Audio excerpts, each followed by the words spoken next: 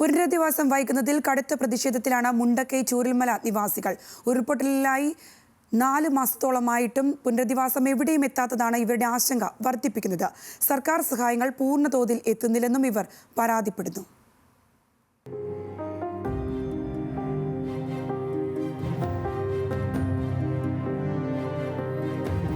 ഇപ്പൊ ഞങ്ങൾക്ക് ആവശ്യം വീട്.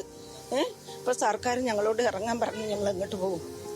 ഈ കോട്ടയച്ചിന്ന് അവർ പോയിക്കോളിന്ന് പറയും. നിങ്ങൾ അവർ എന്തായാലും ഒരു പരിധി വരല്ലേ, അത് കഴിഞ്ഞാൽ നിങ്ങൾ ഇറങ്ങിക്കോളിയും പറഞ്ഞ് ഞങ്ങൾ എങ്ങോട്ട് പോകും?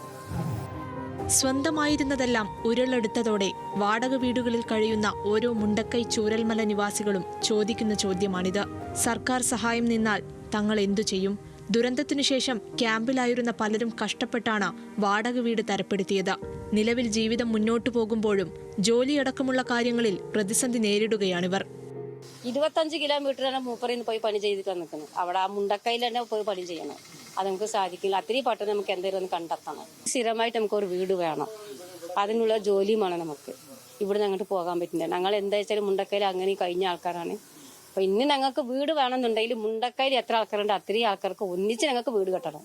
മക്കളെ കൈവിടാൻ പറ്റില്ല, എല്ലാവർക്കും ഒന്നിച്ചൊരു വീട് വെക്കണം. പുനരധിവാസം അതിവേഗത്തിലെന്ന് സർക്കാർ പറയുമ്പോഴും എങ്ങനെയെന്ന സംശയം ഇവർക്കുണ്ട്. പലരുടെയും നഷ്ടം പലതരത്തിലാണ്. കാര്യങ്ങൾ പറയുന്ന കരച്ചിൽ വരികയാണ്. പക്ഷെ ഞങ്ങളെ വീട് 30 ലക്ഷത്തിന് വീട് വെച്ചിട്ട് അവിടെ വീടൊന്നും ആയിട്ടില്ല. വീട് അത് ഉരുളൊട്ടിയിട്ടില്ല. പക്ഷെ അവിടെ നിന്ന് എല്ലാവരും ഒഴിവാക്കണം പറഞ്ഞു, ഒഴിവാക്കി പോകുന്നു. ഇവിടെ വന്നിട്ട് ഇപ്പം 3 മാസം കഴിഞ്ഞിട്ട് ഒരു വീടല്ലാതെ വേറെ ഒരു സംഗതി കിട്ടുന്നില്ല. ഇങ്ങനെ പോയി കഴിഞ്ഞാൽ നമ്മൾ എങ്ങനെ ജീവിക്കും സാറേ? പുനരധിവാസത്തിന് പണം പ്രശ്നമാകില്ലെന്ന് പ്രധാനമന്ത്രി പറഞ്ഞെങ്കിലും പ്രത്യേക പാക്കേജ് ഇതുവരെ നടപ്പായില്ല. ഉരുൾപൊട്ടൽ 4 മാസത്തോടടുക്കുമ്പോഴും സംസ്ഥാന ദുരിതാശ്വാസ ഫണ്ടിൽ നിന്ന് പണം ഉപയോഗിക്കാനാണ് കേന്ദ്രം പറയുന്നത്.